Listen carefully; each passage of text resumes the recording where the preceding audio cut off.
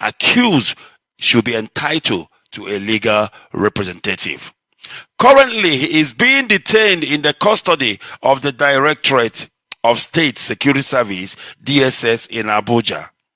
Your Excellency, permit us to point to a few legal, political, and diplomatic issues that have been implicated in this matter.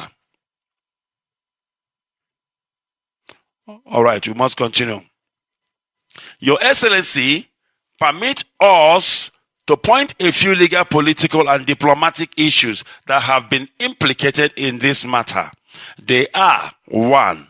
Mr. Kanu is a British citizen who was traveling on a valid British passport when he was seized in a third country and forcibly brought to Nigeria.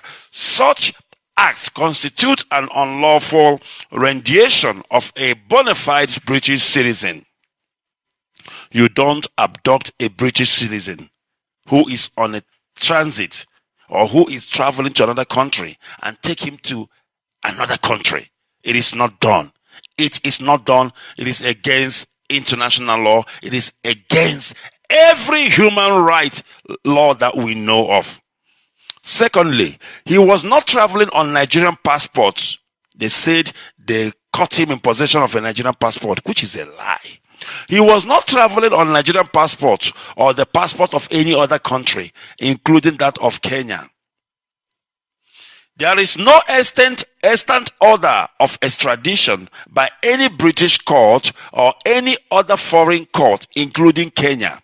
And we are informed that there is no pending extradition proceedings standing against him in Britain or Kenya. You don't abduct somebody from one country to another without going through the courts, without going through the legal system. You cannot do that. It is not done. The reason why is so that actions such as this should be controlled through the legal system. The law wants to know, why are you taking this person? Are you taking him based on extradition order or extradition proceedings or extradition agreement between your country and that country? If that is the case, what is your case? So that the court can decide whether you should progress with such extradition order or not. But those things were ignored. They were flaunted because the zoo is a lawless country. And then, of course, Kenya, they are cahoots, African leaders, Ndoshi, hungry of money. They are willing to do undo. But heads shall roll in this one. So, this letter is saying that there is no extant order of extradition. The zoo government did not approach Kenya and say, this is the extradition order. Do you approve? Can we take him? But then, Mazi Nnamdi Kanu did not go to Kenya on exile. He did not run to Kenya as a refugee who is running away from Nigeria. He is a British citizen who is passing through Kenya or who might have visited Kenya. And therefore, nobody have the right to come and abduct him because you cannot do that. It is not allowed. Number one is this: you are violating the right of Mazi Nnamdi Kanu. At the same time, you are violating the sovereignty of Britain as a nation, because you neglected them, you insulted them, and you abduct their citizens who is in possession of their passport without prior notice or prior warning. Because if you wanted him for anything, you should approach the British authority and say, this your citizen committed 1 or 2, 3 crimes. We want him. Can you approve this extradition? Then Mazi Nnamdi Kanu would have been arraigned before a British court, before a competent court of law, in front of a presiding officer in the form of a magistrate or a judge who will hear the matter and make a ruling whether he should be extradited to the zoo or not.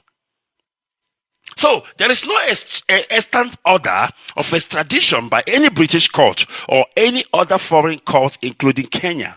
And we are informed that there is no pending extradition proceedings standing against him in Britain or Kenya. The zoo is in trouble, I can tell you that. There is no deportation order by any Kenyan court or other authority that made him subject to deportation. Assuming the Kenya authority, arrested our leader and said, no, you don't have a visa to Kenya. You are here illegally. Therefore, we will deport you from wherever you are coming. They will deport him straight to Britain. I don't know if you understand. They will deport him straight to Britain. Do you know where you are right now? If you are let's assume you are a Biafran citizen and you went to Canada. Maybe you live in let me assume you live in Malaysia, and then you went to Canada. You went to Canada with I'm just trying to get this right.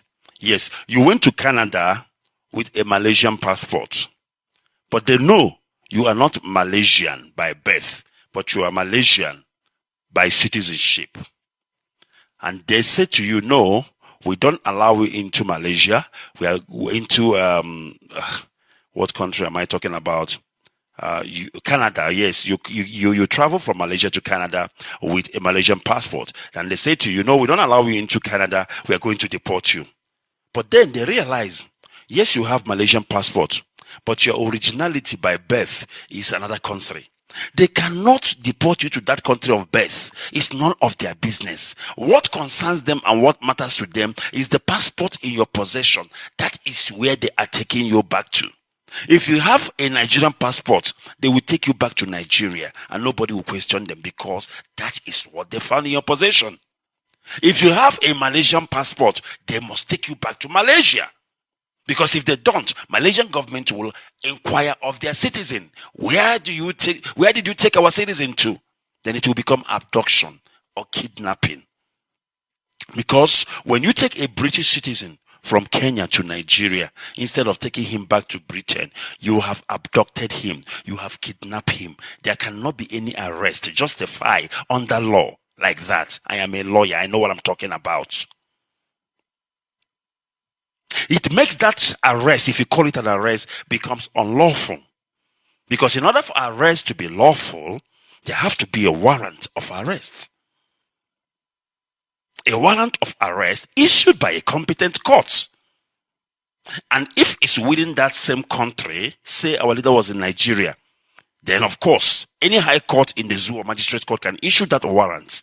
And then the person will be arrested within the borders of the same country. But if he is not in the zoo called Nigeria, but he is in another country, let's assume, for interest's sake, our leader has a zoo passport and he is in Kenya. Still, no court in the zoo can issue a warrant of his arrest to be arrested in Kenya. It is not done under law. What the law requires of the zoo then to do is to do what? Write an extradition application proceedings. They will write a extradition application proceedings and forward it to Kenya. And then the Kenyan Justice Department will have a look at that extradition, procedure. And there are things they need to consider. Number one, they need to ask themselves, do we have extradition agreement with Nigeria? Does such agreement exist? Does such bilateral agreement exist? If such agreement exists, that is number one. Then it will be tick. Good. Then the second one is, the person you are looking for is the person right here in Kenya. And then they found that, yes, he's in Kenya. Tick. Number two. Then number three, this person you are looking that is in Kenya, is he your citizen or a citizen of another country? What passport is he in possession of? And then they realize he is possessing a Nigerian passport. Then they will tick. Then good. But if they realize he is not in possession of a Nigerian passport, they will ask question, but why are you looking for another country's citizens? Why are you looking for a citizen that is not your citizen? I mean, it's like going to a hospital to steal a baby that is not your baby. That is abduction. You're going to a country, to the hospital, you see another man's baby and you take them. It's not your baby. That is abduction. That is basically what they did. So they will check and see if this person is your citizen. If that person is your citizen, then all good. Then the next step is this. They will go through it, and then of course they have to honor it because they have an agreement, an extradition treaty with you, with your country. So what they're going to do is to arrest that person. Listen, they can't just take him and give it to you. No. Are you listening? Kenya cannot just take the person and give it to the zoo because they have extradition agreements. No. They still have to take that person, arrest him, take him to the police station, and then charge him to court for extradition hearing proceedings. Are you listening? For extradition hearing proceedings. Why are they doing that? There is something called human rights. Human fundamental rights. It is called an opportunity given to an accused person to give their own side of the story, because there is always two sides of a story. You cannot just bungled him because the zoo said he's wanted, and then you catch him, you throw him to the zoo. No, it's not done. If you do it, you are violating international law. You need to put him through that extradition proceedings. Take him to a court, a competent court. Then the magistrate will ask the zoo, why do you want this man? The zoo will say, no, because he's a thief. He did this. He called Buhari a pedophile. He did that. All these lousy excuses. And then you give those excuses. And then they will ask the person you want to extradite, you've heard the charges against you. How do you plead? And the person will say, not guilty. And then once he says not guilty, remember, it is not a trial. Like your normal trial. It's not a trial. So it's not like Kenya court is going to now decide the case. No. What they're trying to establish is this. Is this person a citizen of that country? If he is, does that country have a good human rights record?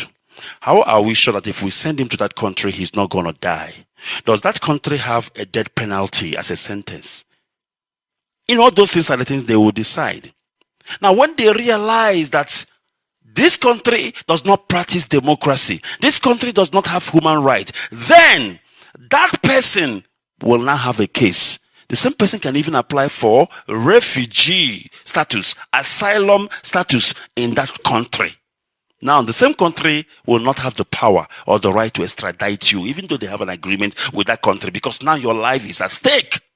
Remember, you'll be represented in the same trial, in the same extradition proceeding trial by your own lawyer in that country. I'm trying to take you through the process of how this thing works, so that when you hear all these lies, you can be able to defend yourself. You can be able to tell them they're talking rubbish.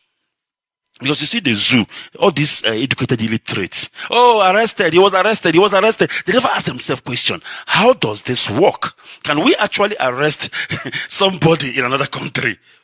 They still have no power. They have no local standing in any court to arrest somebody. I'm just talking this thing in a sense. Let's assume Mazi Nnamdi Kanu is a zoo citizen. Let's assume that's the way I'm putting it now, before we get to the level of him being a British citizen.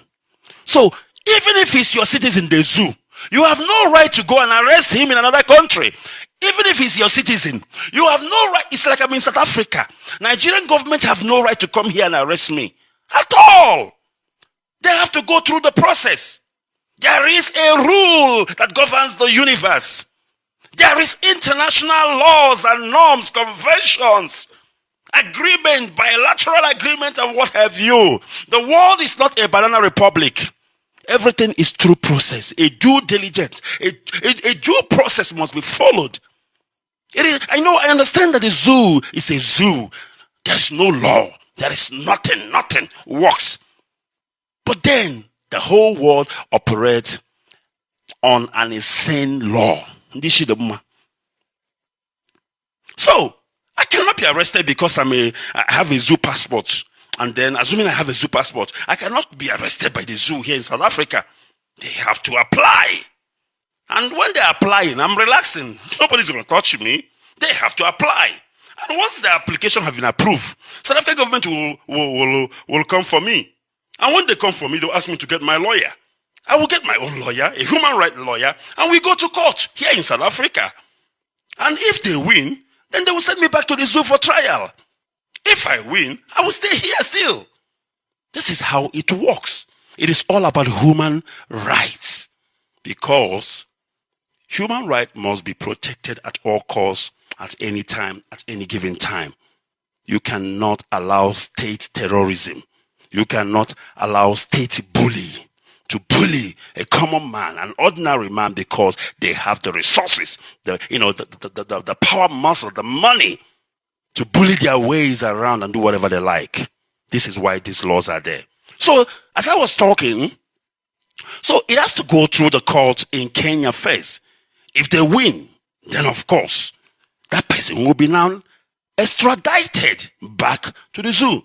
If they lose the case, the person can choose to stay in Kenya and apply for asylum, because now he is running for his life.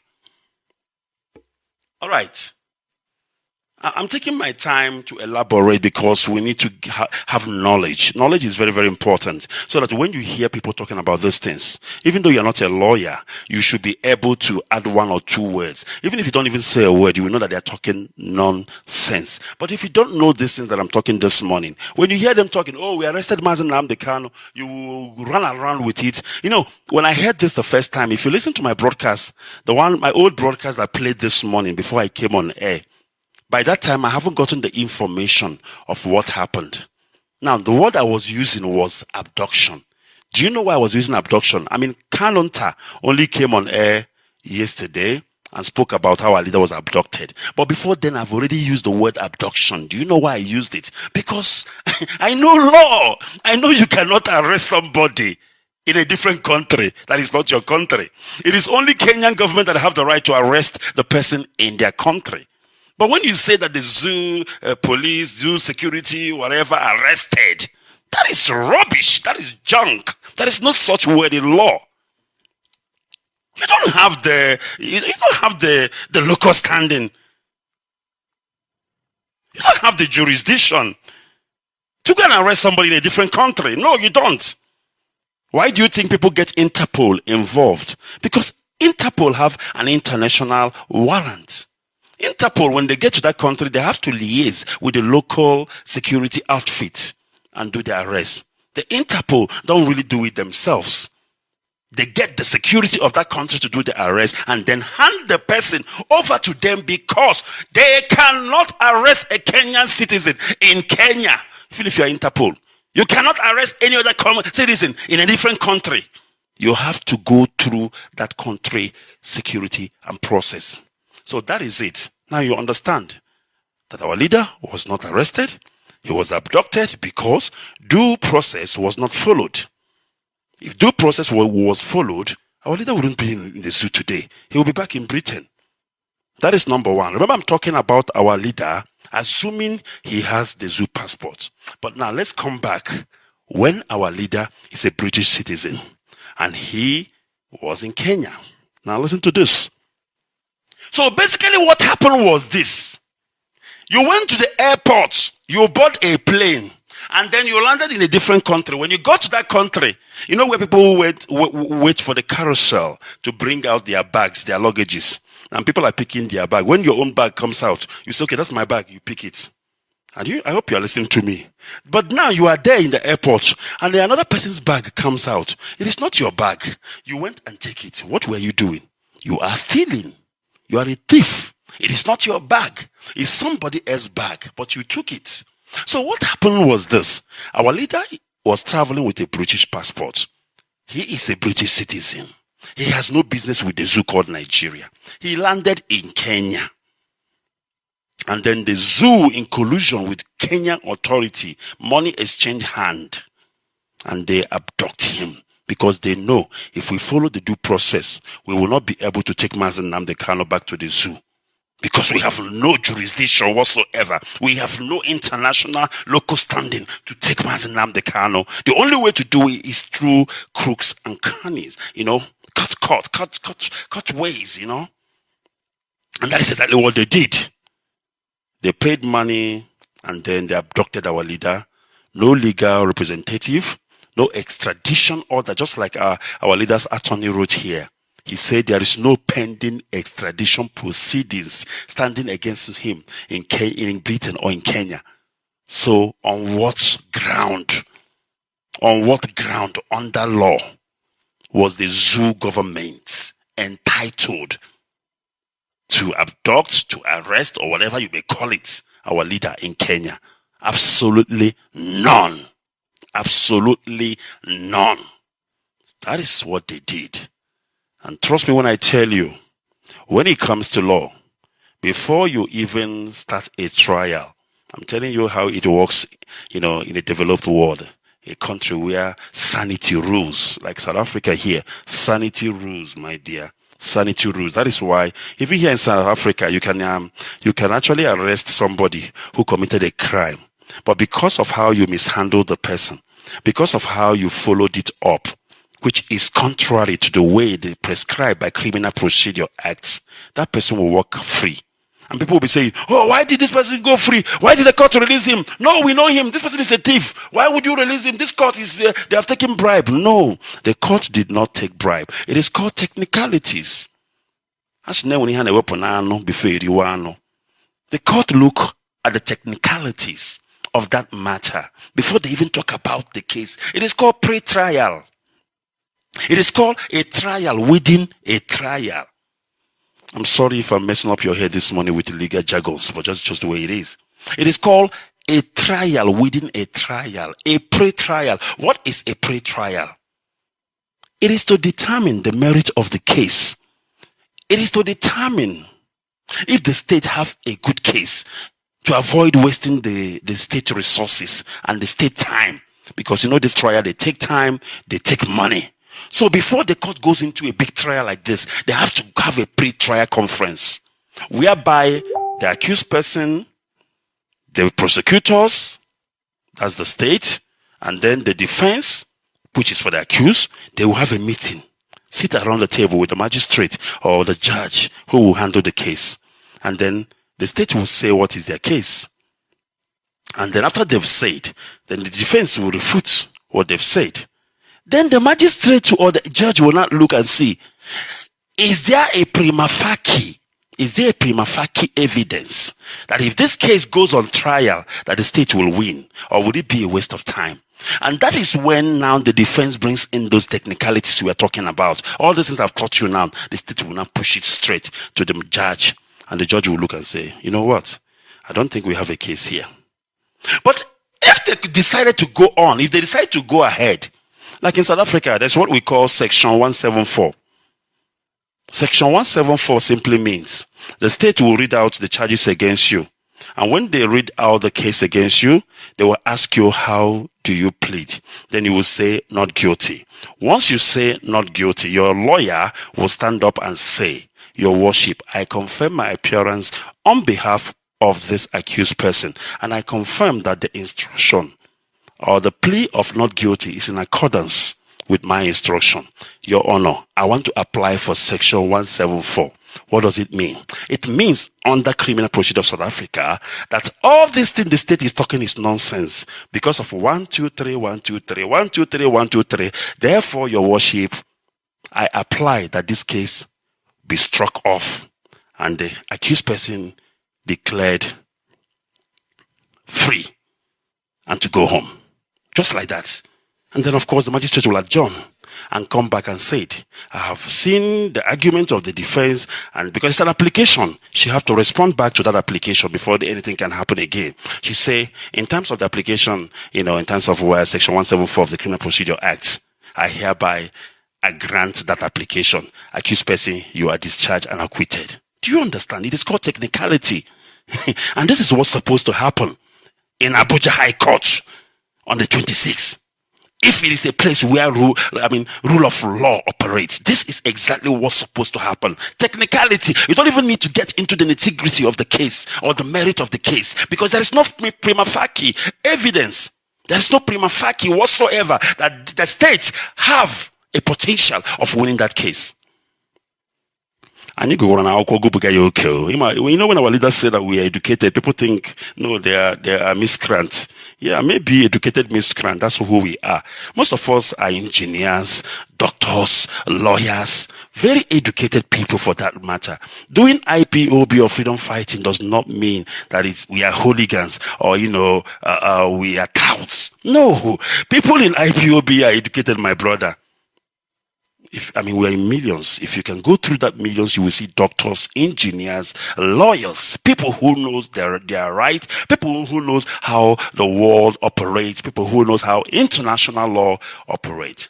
All right. That is law lesson 101 to my own understanding. Then let's proceed in reading verse article. There is no deportation order by any Kenyan court or other authority that made him subject to deportation. But if there was, the country of his deportation should have been Britain. Are you listening to this? So, since Mazi Nnamdi Kanu was in possession of British passport, and Kenya decided they want to deport him, they don't want him anymore in their country, they should not send him to the zoo called Nigeria. They should deport him back to Britain, because that's what international law demands. Africa is still in the world, remember? We don't operate a different system here in Africa. We should be in sync. We should sync with the whole world when it comes to international law. Because here in South Africa, we practice even international law. We even practice British law. Sometimes we practice Roman Dutch law.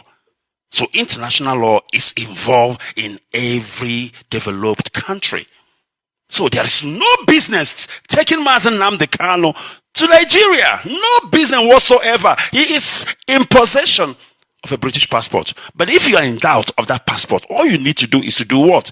Make a copy of his passport while he waits. Send it to the British High Commission in Kenya. They will go through the database. Once they confirm that this is their citizen, you will tell the zoo government, we can't do that. It is in violation of international law, and as well as violation of this person's right, human right for that matter. If we allow you to take him, that means it is abduction against his will, because he is not your citizen. We must continue. So, the country of his deportation should have been Britain, on which passport he was traveling. That is why, some people use fake passports sometimes to travel. I know people who will probably go to a Europe country. They were using another country's passport because that passport allows them to go into that country. Do you know what they do when you get to the point to that borders? They will take that passport from you. And listen to this. This is very interesting. They will take that. Please listen. This is very important. I know to some it might be a bit boring. To some it is an eye opener. To some laymen who want to know a bit about what law is all about. Let's just call it Law 101 lesson this morning. I'm trying to give you a bit of understanding in case if you don't know how this thing works. But if you know, all good. So you travel to another country and you're in possession of a passport of a country that goes everywhere. Like South African passport goes everywhere. And then you go and do fake South African passport. And then you went to Israel, because you know that South African passport is free visa to Israel. So when you get to Israel and they look at you and they say, no, but this guy, I don't think this guy is a South African. I think that passport is fake. You see now, that is an assumption. It is an assumption. So for the fact that they are assuming that it's not your passport doesn't mean that you are guilty already. Are you listening? You know what they will do? They will say, excuse me, sir, please sit there. We'll come back to you. They will put you, or they can even take you with them to the immigration office and put you there. They can even give you juice to drink, make you feel comfortable, because you're not a criminal. You are still a suspect. Innocent until proven guilty. Innocent until proven guilty. They will put you there, ask you, what do you like to drink, sir? Coffee or tea, water or juice? Are you hungry? Can we offer you something to eat? Because they know they're going to waste your time through their verifications. And at the end of the day, you can even sue them for wasting your time and claim damages. That is why they're treating you very nice and fair. Because at that moment, you are still a suspect and not a criminal. Like in the zoo, where a suspect becomes a criminal before he even goes to court. So they put you there, they give you whatever it is that you want to have, and they take your passport. They make a photocopy and then they send it to that country's, High Commission. If it is South African passport, they send it to South African High Commission and say, please, can you verify this document? Is this your document? Is this person your citizen? They look at the passports It's a legit passport. Remember, when we say it's fake, it doesn't mean that it's a fake passport. It means that it's not your own. The name there is not your name. But the passport is okay. It's somebody's passport. But what happened is that they changed the picture and put yours. So they say, no, the passport is legit. It's our passport. But this name does not exist in our database. And when they look at that passport number, another name appears. Do you understand? Then they will respond back and say to Israeli authority, no, this person is fake. He is not the owner of this passport. But this is our passport. That's all Israeli authority need to know. Once they know that, they say, sorry, sir, come. They will sit you down. Gently, they will explain to you. They will not manhandle you. They say, sir, this passport is not your passport. And this is the proof. And then you will keep quiet because you know you have been caught. And then what would they do? Two things they can do. Listen. Now, this is where what I want you to understand from what I'm saying now from this my long story. Two things they will do. Number one, they will check if you live in South Africa. If you are a resident of South Africa, if there's any proof that you are a resident, not because you are staying there, but do you have any document like ID, South African ID book, driver's license, something that shows that you are a permanent resident, or maybe you're on a temporary permit in South Africa? If you have such, they will say, okay, fine. Then they will ask you, which country do you come from? Then you will say, Nigeria, or any country for that matter. All right? Then they can even approach the Nigerian government and ask them, do you know if this is your citizen? They can put your name on their database if you provide them with information. And if Nigerian government can establish that you are their citizen, now they have two choice and two options, and they will ask you, so would you want us to deport you back to South Africa where you are a permanent residency? Or do you want us to deport you back to Nigeria? Now you have two options because you're a Nigerian citizen and also you live in South Africa permanently. So now you choose, you make a choice. For the fact that you traveled from South Africa doesn't mean that they will take you back to South Africa. No, you have to establish that you are a South African or you live in South Africa. Because if they take you back to South Africa government will reject you and say, why did you bring this person back? They will find that airline. You don't bring an alien to our country. We don't know this person. So when they establish that you're a resident of South Africa and at the same time you're a citizen of Nigeria, they will ask you, where do you want to go? Nigeria or South Africa? Then you say, take me back to South Africa. Then they will deport you back to South Africa. And when you go to South Africa, if they hand you over to the authority, then they will not prosecute you for being in possession of fake South African passport. That's a different crime on its own. But if they check and you don't have any link with South Africa, the only link you had with South Africa is because you traveled from there to Israel. But you don't have like a residency permit, you don't have a temporary residency permit, and then you're a Nigerian citizen. They will never take you back to South Africa. Even if you want, they can't. Because you have no business going back to South Africa. They will take you now straight to the zoo called Nigeria, because that is your country of origin, as long as they can establish that. Do you understand how it works? Even if South African authority comes and say, no, give him back to us. He traveled from our country. We want to take him back to South Africa because he committed a crime. He used our passport, blah, blah. They will never hand you over to South African government. Never. It is not done. The only way they can hand you over to South African government is when they have established that you live in South Africa, that you have a permit that authorizes you to live in South Africa. If you don't have it, even though you use South African passport, a fake passport to come to their country, they will not hand you over to South African government. They will have to take you back to the zoo. That is what international law demands. Do you understand? I hope I am making sense this morning. Because I'm trying to open our eyes because my people perish due to lack of knowledge. That is why the zoo can come out and begin to say all this nonsense. Look at Malami, Fulani Nachunama, will come and begin to tell you, we arrested Nnamdi Kanu. And people will even open their ears and listen to a Fulani Katorera, who does not know the law, who does not even know how international law functions. We here in IPOB, we know too much. Don't underestimate us. Our leaders say that na anyị gụkọtara akwụkwọ na library. Nwa bekee were ike gbachikudo anya ụzọ lawa pụtakwa n'ụtụtụ gbaghe library. I can nọkwa dị na-agụ akwụkwọ. And that is just the blessing of God upon our lives as Biafrans. All right, let me finish up this because my time is going. But then, if this is what we learned today, I promise you, I think we might have learned a lot. knowledge is important. Since I'm in the legal department, it is good for me to share my knowledge. You that is in your own department, maybe you're an engineer. Now and then, share your experience and your, understanding with us. And you that is a doctor, sometimes it's good for you to share. We share knowledge among us because we are family.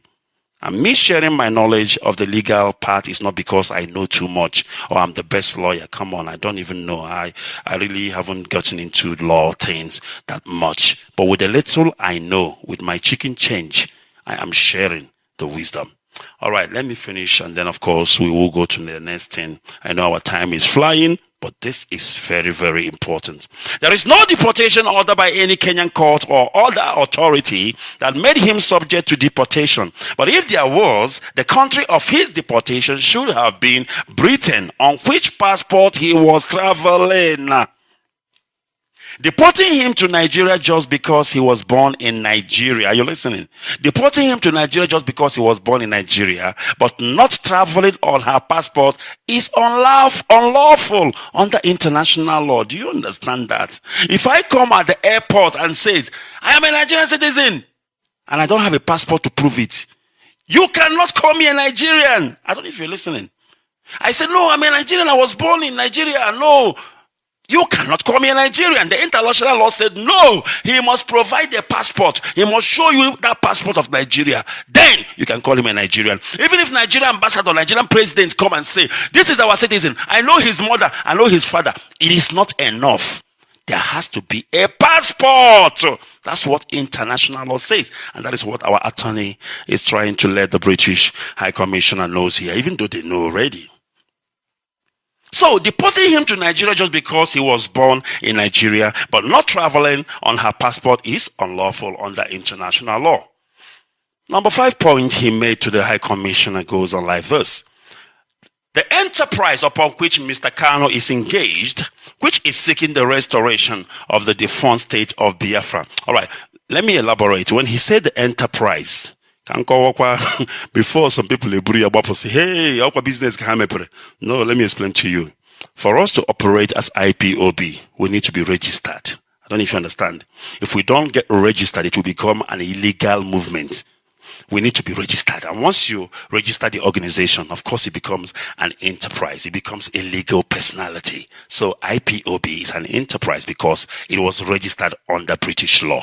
All right, the enterprise upon which Mr. Kanu is engaged, which is seeking the restoration of the defunct state of Biafra through a referendum, is a protected political opinion, self-determination under human rights, under international law, under United Nations laws, and also under British and Nigerian laws, where it is enacted at CAPA 9, Article 20, Laws of the Federation of Nigeria, 2004. So what we are doing is not illegal. What we are doing, we have more. Number 6 says, in our view, the manner of his interception and forcible deportation to Nigeria is extra legal and does not comport with the pertinent international laws and treaties to which Nigeria is subjected. Nigeria is, what do I call it? A stakeholder under Geneva law, you know. They signed all those treaties, you know, international treaties, and yet they go ahead and flaunt it and come back home and lie to their mumu citizens. You know, Nigerian citizens are mumu. They believe everything. Oh, they have arrested Nnamdi Kanu, they've arrested. But they won't sit down for 1 second and ask themselves, but wait a minute, how did you arrest him in Kenya? Are you actually allowed to do so? Which laws allow you to do that? Is he not a British citizen? When you arrested him, what passport was he carrying? If he was carrying a British passport, so who gave you the right to arrest a British citizen in a different country and bring him to the zoo? That is the highest crime of them all. A highest crime and an insult to Britain. That somebody can abduct their own citizen in a different country, not in Britain, but in a different country, and bring the person back. Don't you know that Britain is obliged by international laws, conventions, and treaties to make sure that Mazi Nnamdi Kanu is released with immediate effect? then if you want him, come talk to us. Let's talk about his extradition and see if it can hold or not. You don't abduct our citizen outside the borders of Britain.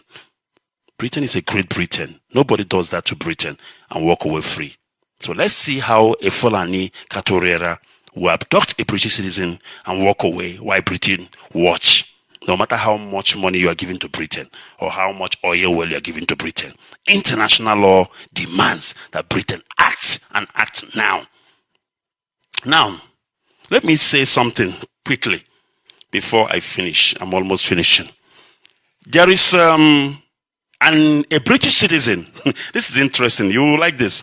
He's a British citizen. He came to South Africa. I can't remember exact year this happened, but I was here and I know when it happened. I followed the case. It is now part of our case law here in South Africa, a part of our case study. We quote it in court, and then of course it forms part of, the case laws. His name is called Ani Diwani. He's an Indian origin, Asian origin, but he's a British citizen. He lives in the UK. His name is Ani Diwani. He came to South Africa. All right, please forgive me, a call coming in, but it is not yet time for us to take calls, so I might have to get rid of this. I need to tell you the story that I'm telling you now.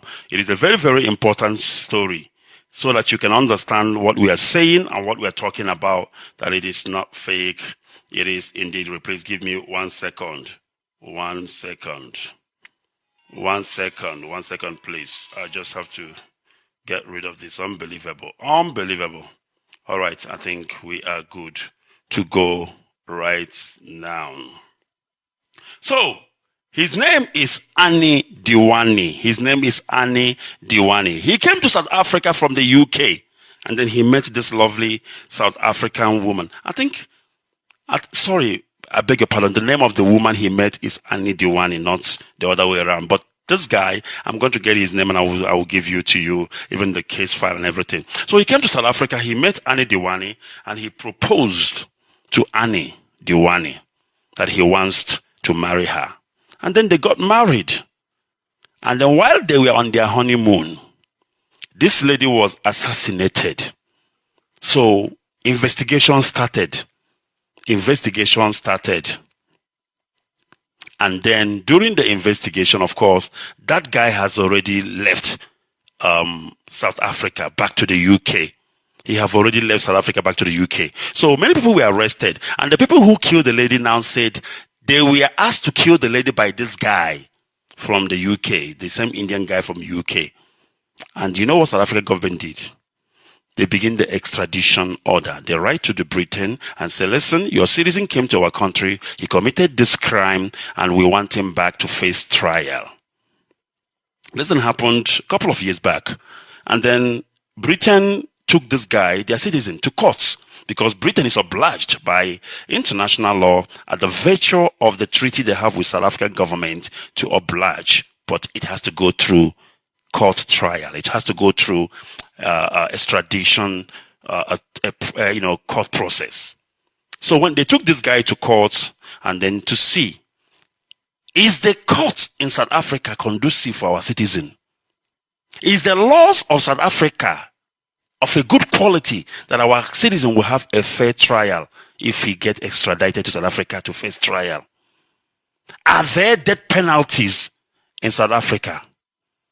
Are there, killings and all those things, in terms of how South African law enforcement, manage things and whatever? These are the things that they looked at in court. And after the hearing, it was agreed that this guy should be extradited to South Africa to go and face his trial. Because South African laws are one of the best in the whole world. I can give it to them. So they brought him to South Africa. And after the trial, listen to this. And after the trial, he won the case. He was found not guilty. There were not enough evidence. And he went back to Britain. Do you see how it is done?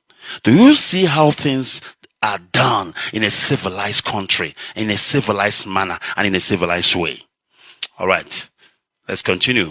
On the basis of the foregoing, we hereby make the following prayers. that Mr. Kanu be granted every possible consular assistance to which he is entitled as a British citizen. That Mr. Kanu be categorized as a high-profile political prisoner or a prisoner of conscience and be thus rendered the highest diplomatic protection under municipal and international laws. 3. That the Nigerian authorities be prevailed upon to immediately allow access to Mr. Kanu by his lawyers, doctors, and family members. Number 4. That the Nigerian authorities be prevailed upon to immediately avail Mr. Kanu the opportunity of being taken to any hospital of his choice for medical examination. Number 5. That the British authorities file a diplomatic note or other legal process with Nigeria Federal High Court and the Office of the Attorney General of Nigeria indicating her sovereign interest in Mr. Kanu's matter. 6. That the British authority declare that Mr. Kanu is not a criminal but a person who possesses a political opinion the Nigerian authorities are seeking to suppress by means of punishment of some sort. That the British authorities urgently demand the unconditional release of Mr. Kanu from detention. While we await your urgent and most favorable considerations of our prayers, please be assured of our highest esteem for your excellency, the High Commission and the British government. Sincerely signed, Adalbert Legal Services, Aloy Ejimako, Esquire. My goodness me. I love legal minds. I love legal notes. So this is it. And there you have it. And that was the letter written to Catriona Lai, British High Commissioner to Nigeria, based in Abuja, by Mazi Nnamdi Kanu attorneys and solicitors. Of course, signed by Aloy Ejimako. You all know him. So this shows you that we are doing something. Are we not? Now you know that we are doing something.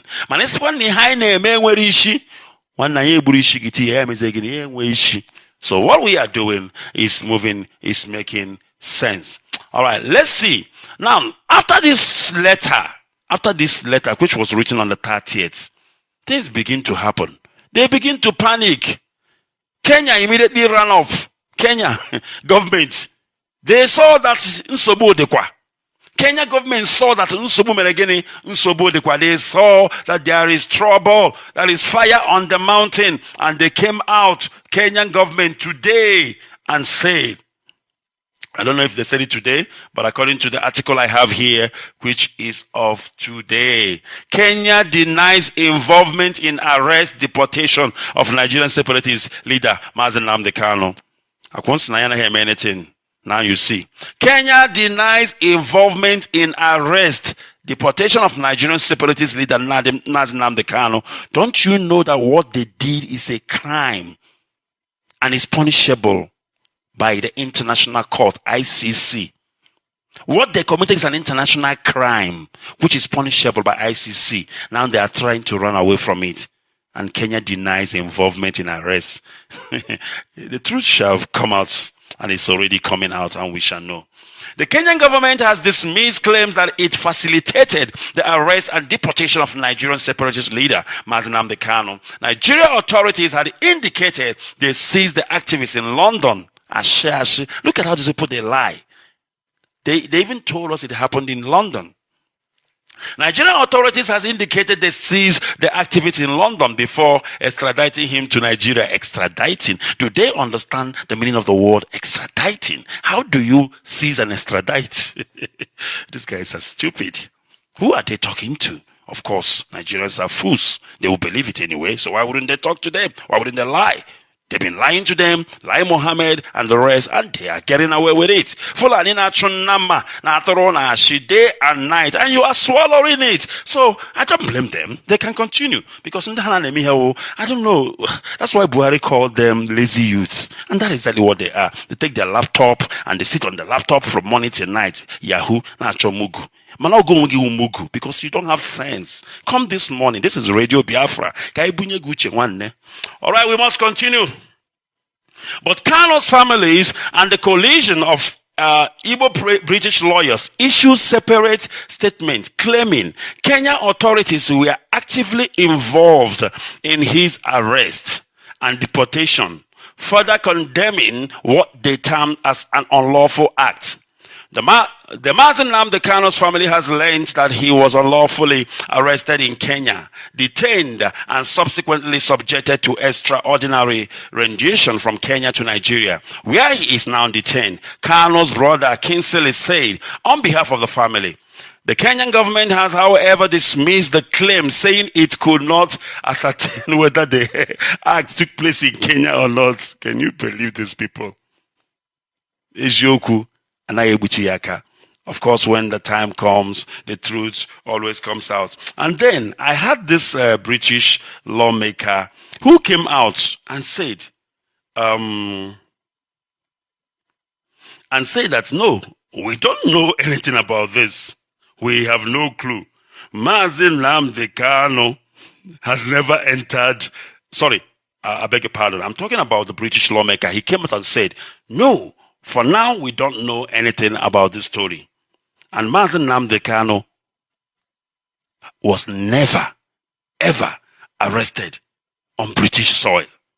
Now, this is a British lawmaker telling us. So who are you going to believe? The zoo, the lying Mohammed, or a British lawmaker who is telling you that Mazi Nnamdi Kanu was never arrested or abducted on their soil?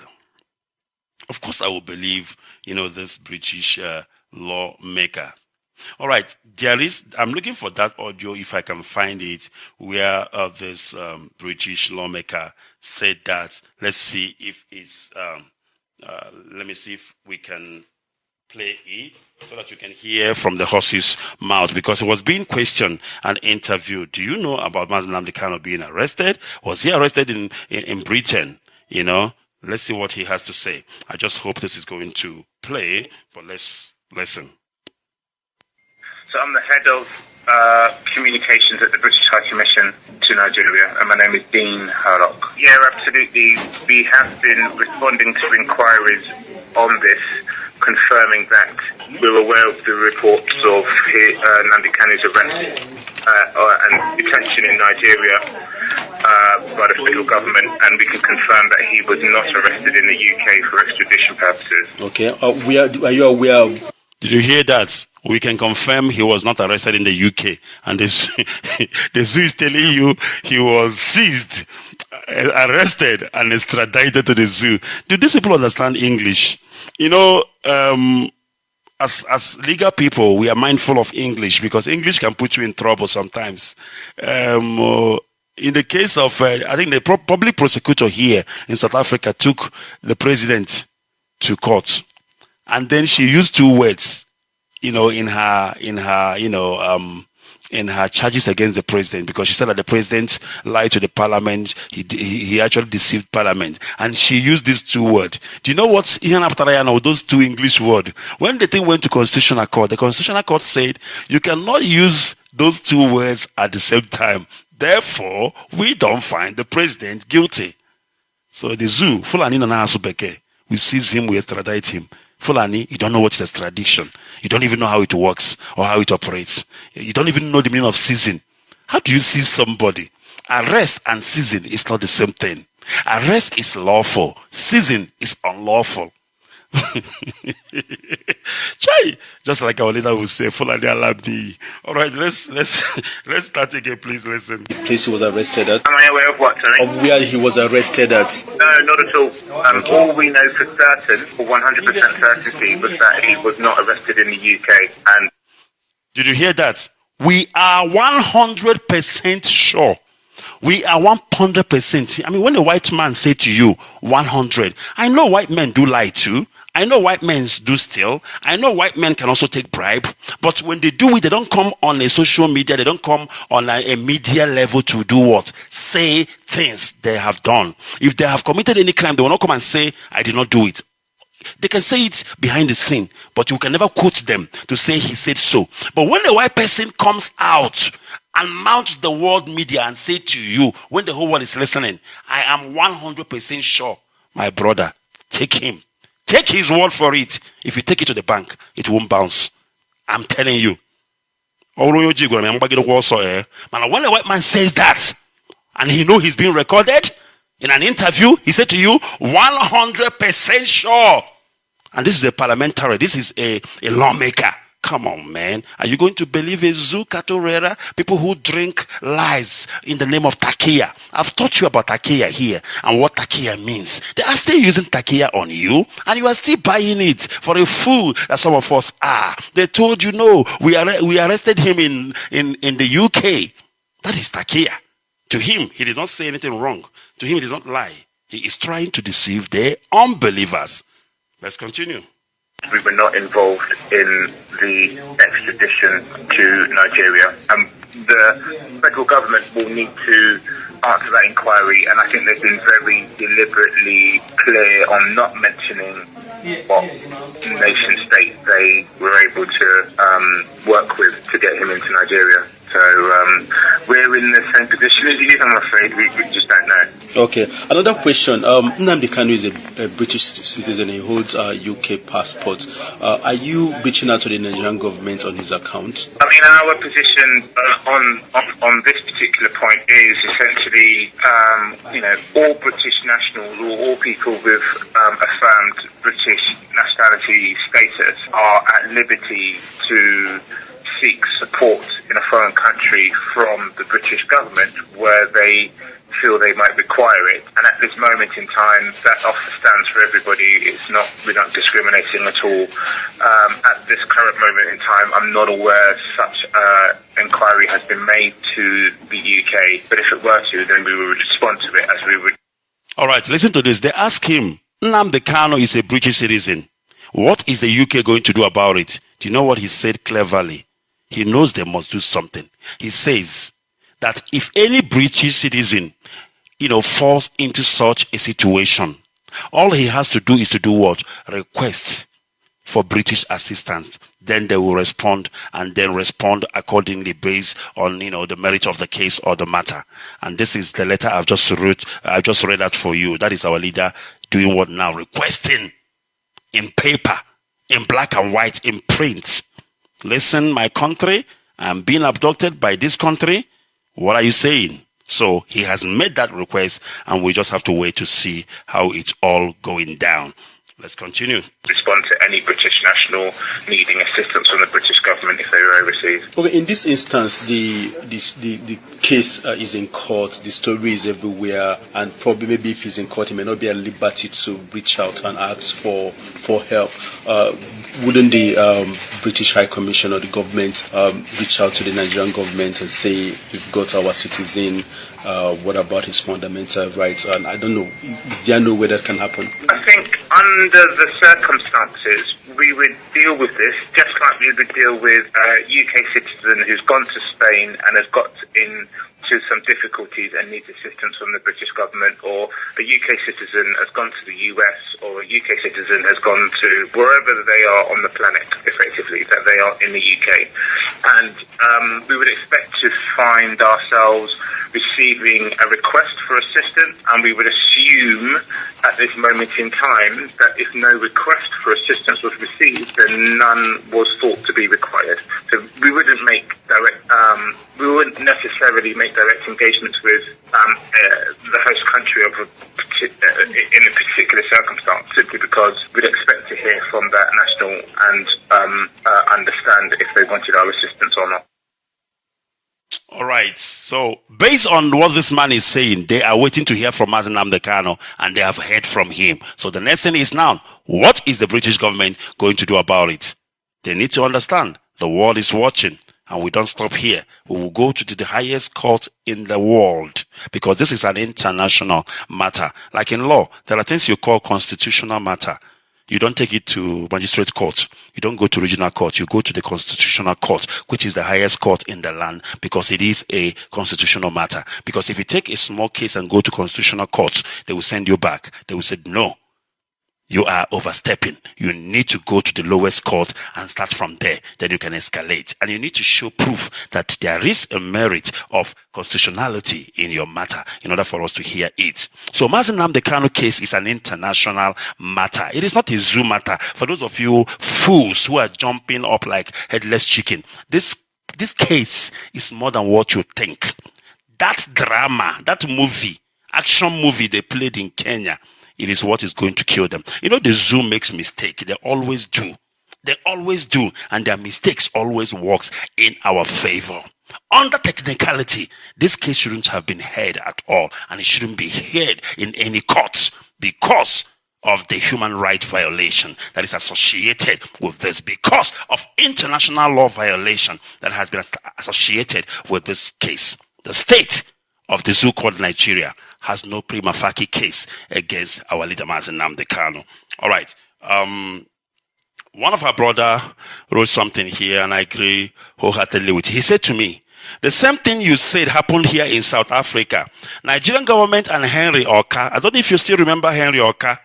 Fine. Oka was tried and jailed here in South Africa. Do you know that? Of course you know that. And that was during the time of Goodluck Jonathan, if I am not mistaken. Oka was jailed here. Do you know why Oka was tried and jailed here? Because during his extradition case, Oka, I don't know if he has a South African citizenship or South African passport or South African, resident permit. But the bottom line is this. I think the Nigerian government made a case for his extradition. But when they realized of the human rights violations in the zoo called Nigeria, I think his lawyer probably might have made an argument that it's better for Oka to go through court here in South Africa instead of the zoo. Because if he go through the zoo, they might find him guilty and they might even put a death penalty on him and they might even kill him. Thank you, Joseph Udeji, for reminding me that. All right. Let me see this one again. This one, and then of course I will see if I can take a one or two call because today is a bit choked up. But I believe what we are doing now is more important. Very, very important. All right. Nigeria refuses to disclose details of separatist leaders' rearrest. They said they rearrested him. Where? They don't want to say. Because these people are so fool. They are fools and it's not funny. It's not funny at all. They rearrested him. Where? They don't want to say. Because they are liars. Of course, they said London, UK, like I just earlier indicated. But they did not give details. Because when you are lying, you don't give details of your lies. You just say the lie and that is it. So, if you heard this British lawmaker, what he said that the Nigerian government, we are clever when they were actually talking about his arrest because they never said who assisted them. They never mentioned that and they were hiding it. That is how stupid they are. And this whole scene of the zoo called Nigeria is going to come up to haunt them. All right. My name is Mazi Onoha. I have done my brief this morning, of course. I'm going to take a quick break. And when I return, I will open our lines and give a couple of calls a chance so that we can interact and then we must continue. Of course, one thing I want you to know this morning is the fact that we are making gains. That's right. We are making gains and we are working. That's why I say IPOB is still intact. There are structures in place. DOS is working. Our HOD is working. Our lawyers, they are working. IPOB members, we are working. If you think we are not working, then I don't know in which planet you are living.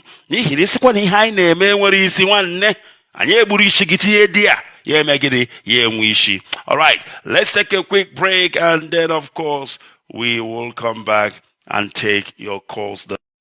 They found him in possession of Nigerian passport.